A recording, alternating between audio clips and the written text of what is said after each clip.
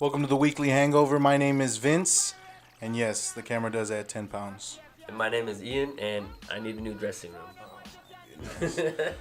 Let's go ahead and get started. Today, we're going to start our new countdown. 5 things to cheer about. And so let's go ahead and get started. First thing to cheer about, the Hornets looking to get rid of Kemba Walker. Look like they're trying to shop him. He's got a $12 million contract. Cheers to the Hornets. That's definitely Cheers to the Hornets. That's Michael Jordan starting over. I thought they were already starting over, honestly. Well, I was reading about them having something like 3 guys next year that they've got signed that are going to eat up most of their cap. So they've got to get rid. They've got to get rid of a contract like Kemba Walker. And I guess right now is the right time to do it. I don't know. He's 27. That's not at that point yet where I would drop him, honestly. And they're not. I don't think they're paying him really that much. I think it was only $12 million. But I think they can get product for him. Right now they can get something for him. He's young enough to shop around and get something for him. So that's good to go. I hope the Spurs get him. I hope the Spurs go after him. I wouldn't be mad. That's a lot of point guards. Yeah, well, we'd be getting rid of a lot of guys. We'd probably have to get rid of DeJounte. They'd probably be asking for a lot, so that's probably off the table. We're gonna go ahead and cheers. How about Jon Gruden getting that $100 million contract? I know it's been a little while since it's happened, but that's unbelievable. He hasn't coached since 2008. Hey, I'm not gonna be a real patient guy now. I love his little QB camp on ESPN. He's pretty so cool. Intelligent. But it's all a part of the game. I'm just as smart. What are you talking about? And that's what's good about Jon Gruden is that he gets a lot of these guys coming through those quarterback coaching camps that he goes through, and he's not teaching them. He's not sitting there and he's not talking them up like they've been talked up that entire draft period. You're a top 3 quarterback going in the draft. You're getting talked up like it's nobody's business. But Jon Gruden sits them down and he brings them to reality. What are you doing wrong here? It's not necessarily what are you doing wrong not necessarily what you're doing wrong on the field at that time, but it has a lot to do with what you're doing wrong on a daily basis. Santa Claus is here. Huddle up. Call my brother. See how they do it in arena football. I like that guy. I'm cheering for him. We got a shout out to my roommate Christian. Super Bowl big Raiders fan. Super Bowl prediction. Super Bowl prediction. Do you think he's gonna take these guys to the Super Bowl? Let's say next 5 years. We'll give him 5 years. No. And continue to cheers. Our next topic: NBA games. A lot of NBA games this past weekend. This past week. Cheers to the good games. Cheers to good basketball. Even still at the midway point of the NBA. A lot of big matchups this past week. Just yesterday, Houston and Golden State went at it. Earlier in the week, Golden State beat Cleveland. Let's talk a little bit about how the big dogs in the NBA right now are flexing some muscles. Start with Golden State. How good is Golden State? I honestly hate saying this, but I think they're gonna just repeat again. I don't think that team's gonna lose the championship until one of them leaves. I think Klay Thompson, Draymond Green, they'll probably eventually leave. But I don't think Draymond Green will affect them much. But we're talking about right now. Right now in the NBA, is Golden State the best team in the NBA? Yeah, easily. Well, last time we were talking, and you guys can go watch that first episode because it was a peach. Last time you said Houston looked good. They do. I hate that one the most. I'm definitely not a Rockets fan at all. But Houston just beat Golden State. Yeah, I know it was bad. It was at home. They look good.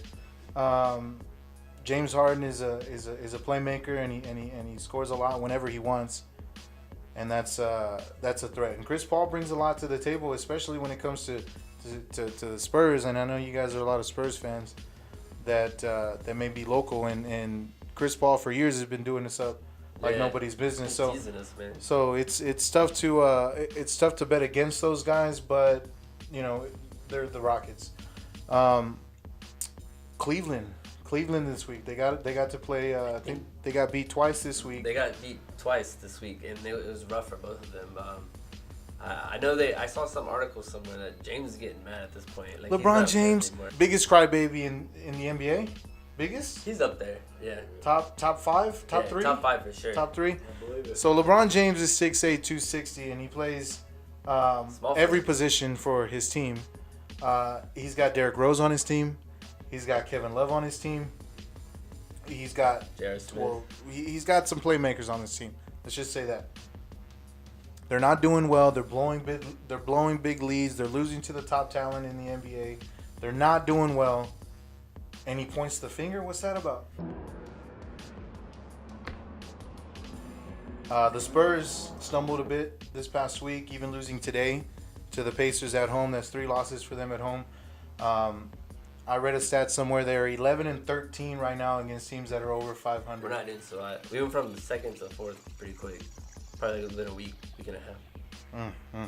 Well, next cheers. Let's go ahead and talk a little Rockets Clippers. That was fun. It was funny. That was super fun. That was badass. Time. I know Blanco would like a little bit. You're gonna like this story, man. So the Rockets and Clippers played this past week, and it was wild. It was a brawl. I mean, they were damn near fighting on the court. I know Chris Paul and Blake Griffin.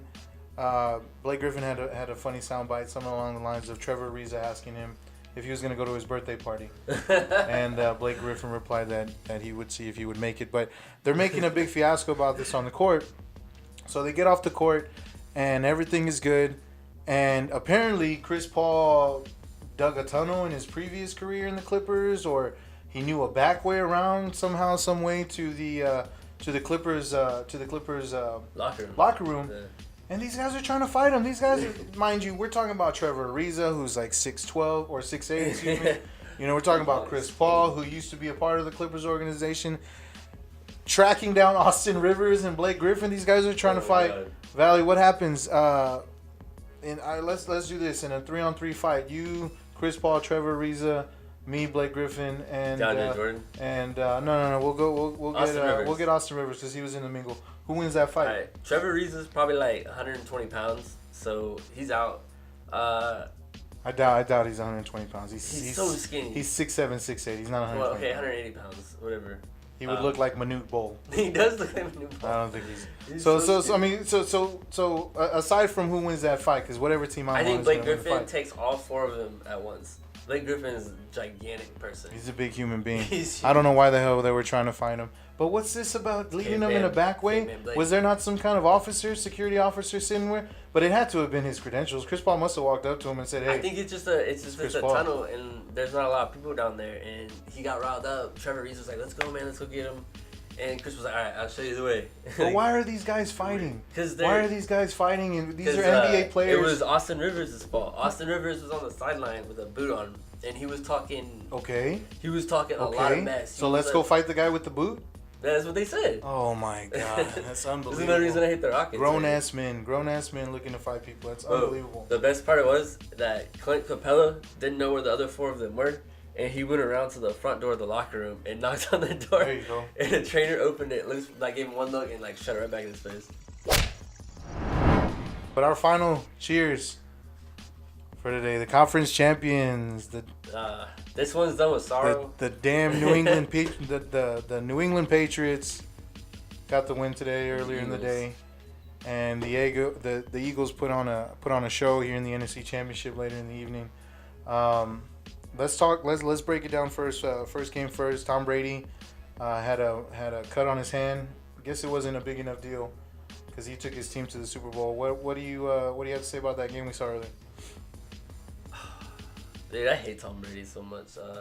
It was a good game though. Honestly, I was pleased with it. I think I was kind of thinking that it would be low scoring. Honestly, I know a lot of people are gonna argue with that because it's Tom Brady, but I honestly thought it was gonna be boring because I know Blake Bortles, that team's not gonna score a lot of points ever. The Jaguars. You think Tom Brady drinks as much as we do?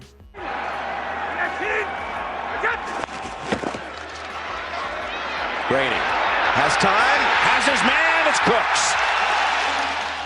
And I am proud to say that I lived in the time of the greatest quarterback in NFL history. Now, I'm a huge Michigan fan, so I've been watching Tom Brady since the 99 or the 2000 Orange Bowl when he played Shawn Alexander and the Alabama Crimson Tide, which we won, by the way. But I can't see that. Unbelievable. This guy's going to win another Super Bowl this year? After watching the Eagles play today against the Vikings, that's unbelievable. I didn't think I I forgot about them, honestly. I didn't think they were that good. I thought with Nick Foles, first quality team they play is going to beat them. Yeah, Nick Foles is from Texas, by the way. Texas kid. He went to Austin Westlake High School. Cool guy. Got to see him in high school play. We graduated the same year, actually, and I got to see him live in action. Cool to see him in the Super Bowl. That's awesome. I got a good question for you. Yes, sir. What's going to happen to him after the season? Does he stay a backup? Because they're not moving on from Carson Wentz. If he wins the Super Bowl? Yeah, what if he wins the Super Bowl? What happens If he wins the Super Bowl, he's getting a contract somewhere. Where? Rams again? Well, I'm hearing a lot of what's going on in Washington with Kirk Cousins. Right, yeah, Cousins. I could see Kirk Cousins leaving, and I could see Nick Foles fitting right in there. Or the Giants are going to need a quarterback, but the Giants are probably going to draft somebody. They're going to draft someone for sure. But you'd always like to have a veteran come in, and that might be a perfect spot. That might be for him to come in and tutor some of these younger guys. The The Jets need a quarterback. There's a lot of teams that could use his services, so I don't see him sticking around as a backup, especially if he wins a Super Bowl this year. It's like deja vu. It's Well, like I've seen this before. But we were talking about this earlier. When you go play under whatever Jeff Fisher called a team or coaching Fisher. style, Jeff Fisher's the king of 8-8. it's unbelievable. Well, Jason Garrett might be the king of 8-8. No, he's 7-9. But so New England moves on. New England had to come back. They had to fight. They had to scrape. Jacksonville's got a good defense. Good for them. Blake Bortles is gone next year. Next game, the final game of the night. I know we touched on Nick Foles already and how impressive he looked over the last couple weeks. They won going away. What was that? I picked the Vikings. I definitely picked the Vikings. I definitely had the Vikings in this one. But we should have known better. How they been playing all year? The defense was championships. You already said that. But the Eagles have a good defense too. Yeah, exactly. It just so happens that their offense played better than The Vikings. The Vikings offense. Case Keenum made a lot of bad throws today. You think it was there was a lot of pressure on him. Yeah. And and he had a lot going. He had a lot going on, and he couldn't get things done. But Nick Foles and that offense kept rolling, man. They really did. He was confident. I'm pretty surprised how confident he was. I didn't expect it. I expected a lot of running the ball today. Because he's been a starter in the NFL before. This guy wasn't new. But anyway, let's go ahead and our final cheers to all the 5 topics. That is our first 5 cheer topic. All right, let's go ahead and get into our 2 cents. Let's get into our 2 cents topics for today. I know Valley was interested in talking about Rockets Clippers. I know we touched on it a little bit earlier. These guys were about to rumble. It was stopped, and so it ended up being nothing as we thought it would be. But of course, these guys were making an effort to make the fight, so you've got to suspend somebody. I know you had an issue with that. Let's talk a little bit about that. Yeah, I have a real big issue with them suspending Gerald Green and Trevor Ariza because we just like we talked about this tunnel. Chris Paul was the only one on that team that went to that played with the Clippers. He had to know that tunnel was there. So why would they find evidence to not suspend him in that situation? You're gonna suspend James Harden, who was there. Yeah, You're gonna suspend Chris Paul, who was there. You're gonna suspend Trevor Ariza, who was there. Yeah. And apparently, I don't know. I guess I didn't read the report. Gerald Green too, and he didn't do much. But that's what I'm saying. I didn't read anywhere that Gerald Green had a lot to do with what happened. But anyway, so you suspend 4 guys? Yeah, I suspend all 4 of them, and then I suspend Griffin, and Austin Rivers is hurt, so who cares about him? But Griffin, I don't really care about there being fights and stuff like that. In fact, sometimes it's entertaining. Let's be honest. My problem is just that you could see the star treatment. You could see they got better treatment than Ariza and Green, who are nothing. But when you watch it, the evidence is there. How would Trevor Ariza know how to get to the tunnel? Well, I'm right there with you, Valley. Don't get me wrong. I'm right there with you. But my issue is the fact that it's a business, and the NBA being a business has a product to sell. The NBA being a business with a product has to find a way to make sure that product is a good product for one, and for two, gets to as many people as possible. You can't do that unless you've got good product, and that good product is Chris Paul, James Harden, and Blake Griffin. So you can't suspend these guys. You cannot do that. You as a business owner, if you were the head of the NBA, you wouldn't have done it either. And I can almost guarantee that if you're making as much money as these guys are making. It's a lot of players, but you want to know what we haven't even thought about? Houston beat the Warriors today without Ariza and Green in it. Well, that's true, but So that's because they had a big marquee matchup coming up. But that's because they had James Harden and Chris Paul in the mix. Yeah. We can't suspend them because you've got your marquee matchup. They got a big matchup. That's exactly what's going on, Valley. But you and I understand that. We should know this. Even a casual, maybe not so much a casual fan, but some of us who watch these games on a regular basis, we see what type of impact these guys on the court have. Right now, us here as Spurs fans, we're not seeing Kawhi on the court. And really the excitement for the season isn't what it's been in the past. And it has a lot to do with the fact that Kawhi Leonard is not on the court. But it's obviously going to impact your team. It's going to impact your rating. That disappointment factor that you always see in sports where somebody's not playing or somebody's being held out, especially more. I know the Spurs started these things, especially with the resting of the players. But it's snowballed and it's become an issue. What we call it an issue? Yeah, I just can't beat my head around it and say that it's fair that way. I'd rather see them all suspended, honestly. I know I'm saying that partially because we're pretty biased against the Rockets. I don't care for. I really don't hate Chris Paul that much, but I do dislike James Harden. But at the same time, I totally understand. It wouldn't make a good business decision to do that. That's fair. Well, moving on, let's get to our second 2 cents topic for today, the Super Bowl. We touched on the two teams that made it out of the conference championships this week. They'll be playing each other next, obviously for the Super Bowl and a chance for the Lombardi Trophy. Who wins the Super Bowl and what's the score? Patriots win it. I'm gonna say they score a lot. I'm gonna say they get about 27. Eagles. I'll give them 20 because I know that Pats D is kind of soft. 27-20 ball game, Pats. Yeah, Tom Brady gets another Super Bowl. Definitely. Another notch on the belt. He gets one this year and he gets one next year because they have Brandon Cooks one more year, right? Another ring to show off to Gisele Bündchen. Unbelievable. I can't believe this guy's going back to the Super Bowl. I saw a funny picture today of Tom Brady, and they said the reason he has that scar is they're putting a 6th finger for a 6th ring. Unbelievable. They said he's under the way for surgery because he knows he's getting it. Good for him. Well, good for him. You know what I mean? Good for him. This would be funny, right? Just another ring to show off to.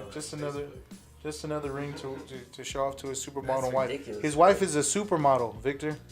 A supermodel. You mentioned this a lot. Do you know who's so special to her? Well, I just feel like as a sports guy myself, I'm trying to find common ground for those who maybe aren't as you're sports asking savvy. him if he knows what a supermodel is. So you have to find you have to find some common ground. You have to find a way to entice him. You have to find a way to entice somebody who doesn't normally watch sports. So you're using girls. I'm using what I believe will get us another sports fan, create another sports fan, and that's all it is. Fair. That's the only reason you watch that Cowboys. So Tom Brady. All right, we can move on. We can move on from that. I'll go ahead and give my pick now. I'm gonna go with Tom Brady too, cause he's cool and It's cool because he's got a supermodel wife. He's got a supermodel wife. What about his the organic avocado farm too? The guy's awesome. I've followed him for a long time, and more recently in the last for a long time he's really been doing it, but for the last 5-6 years, he hasn't necessarily had an overpowering running game. No. He's not necessarily had a formidable defense. He's got a lot of small pieces. They do a really good job with that offense and a lot of their slot receivers, and they play well in space. They do a lot of good things. The whole taking away the other team's best asset. They do a great job. That's coaching. That's why Bill is one of the best ever. But Tom Brady manages these games like no other like no other quarterback I think I've ever seen. He's done it. He manages games. Experience. He manages games with throws, short throws, 3-yard outs, 2-yard ins. He makes short, precise throws that get you the same amount of yards that these running plays would. So he's able to manage. I've been saying this for years. He manages games as if he has a running game with his throwing game. And I'm not talking about throwing swing passes or throwing, passes to the wide receiver screens. I'm not talking about that where he's throwing the ball behind the line of scrimmage. I'm talking about literally spreading it out, going 4 wide, going 5 wide, and running ins, running slants, running comebacks. I mean, this guy's phenomenal, and he's going to win another one this year. I'm going to go 31-24, New England Patriots. What do you think about all his natural living and organic food thing? I mean, you think it really helps? It should be a no-brainer. But you think so, right? I mean, look at all these athletes. He's got a supermodel wife, man. That's all I'm saying. He's got a supermodel wife.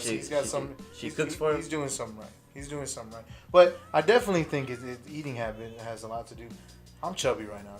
To be honest with you, I'm a little pudgy myself, and getting on a diet like that would probably help. I don't know. You know, I had this theory that they were talking about that red glove, and I thought he was gonna be playing with that red glove on his hand. I was like, oh my God, it's Kurt Warner. He's playing with gloves on his hand. and like, I had this theory that this guy is so dedicated that he wore that glove up until the game. I thought he was gonna be wearing it.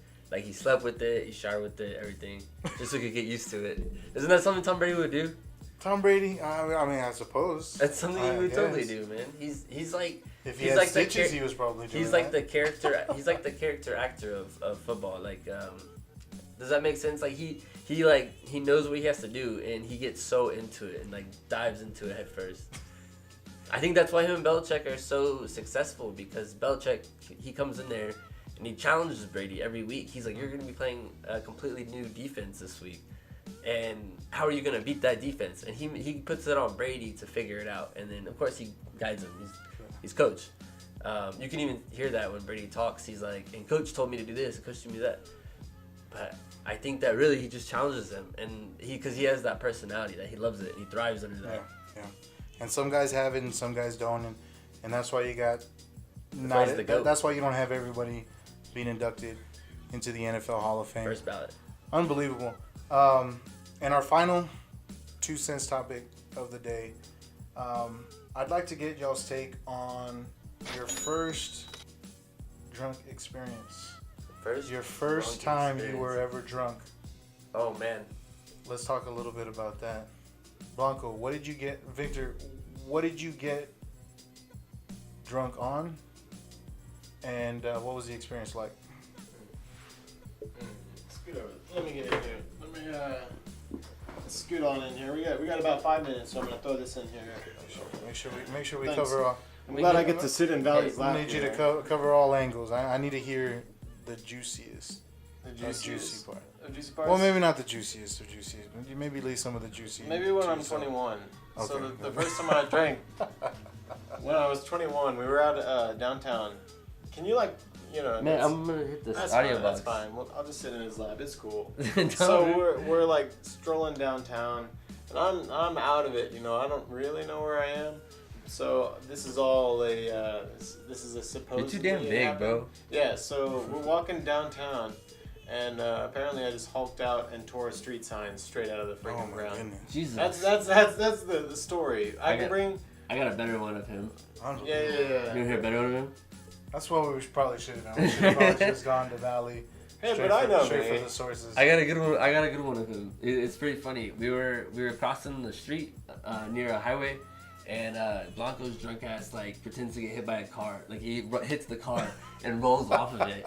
And the lady rolled down and he's like, "What the fuck are you doing?" And starts like yelling at him. And she was like, "My husband's a cop. I'm gonna have him come get your ass." And he's like, "Your husband's not a cop." Oh my goodness. Oh my god, dude. Unbelievable. That was unbelievable. That was the craziest. That's mine. Good stories. Valley? What's going on with Valley? My first drunk experience? Well, first off, it's going to have to be a shout out to Christian and Gerald and Cameron. They were all there for this drunken experience. Christian, Gerald, and Cameron were there? Yes. We were... Uh-oh. Probably... This guy must be trouble. Wait. Must be trouble. We were what, like 16 or 17. And their boss would buy us beer. And we would... Are you admitting to a crime right now, Valley? Sounds like it. We've got Hey man, What was the name? The three viewers we have. What's that statute of limitations, man? It's been 5 years. Okay, all right, whatever. Watch everybody. Okay. 10 years. It's okay. I get to hear the story. I wasn't a part of it. Go The ahead. FBI, I hope the FBI knocks on the door. Y'all gotta feel bad. This is the Illuminati with us. So we would take the beer. It was always Miller Lite at first. I don't know why we all loved Miller Lite, I guess. And we would just go get drunk like on the weekends at my Gerald's house, and we did that probably every weekend during I want to say our junior and senior year, or just our senior year. I don't remember. But every single weekend we would do that. All the money we had earned from the week at work, we would just put towards getting this guy to get his beer. But back then it only took us like 4 or 5 beers to be drunk, even that. So it was. Well, It was a good time. I thought that story was going to be a little more exciting, so I kind of... It was pretty funny for us. There's a lot of inside jokes. I thought somebody was going to get shot, or you're going to run into somebody with a swordfish. I mean, Hey, if we ever get how cool would that be? if we ever get my roommate on the show, ask him about setting a couch on fire. oh, well, I'm going to ask him. I'm definitely going to ask him that. I'll make sure to make a Oh note my of gosh. that. That's for sure. That was Unbelievable. I'll make sure to... Couch on fire. Man, you don't even need writing it. So... You guys gave us your stories. Let's go ahead and give you mine. I've got a good top 5, but probably the best one is. I feel like it's on a ranch. I feel like you get drunk on ranches. It's close. You were pretty close. So, downtown Austin, I had a buddy of mine that lived fairly close, and I mean he lived pretty much downtown Austin, about a 10-minute walk to 6th Street. And this is when we were young. I was 21, 22 years old. So it was a thing to do. Go get drunk and get as drunk as you could. So somehow I get lost. We're walking from his house. Again, it's a 10-minute walk. Somehow I get lost. Walk this same walk hundreds of times before, and I get lost. So I run into a couple young ladies, and I decide that it's okay for me to talk to them. So I go and I try to talk to them, and they were super cool with me. They were definitely cool with me. Believe me, they were cool with me. And and so Me too. so they led me to this party. From what I can remember, it was fenced off, but it looked like it was a parking garage, and underneath a building, and it was fenced off.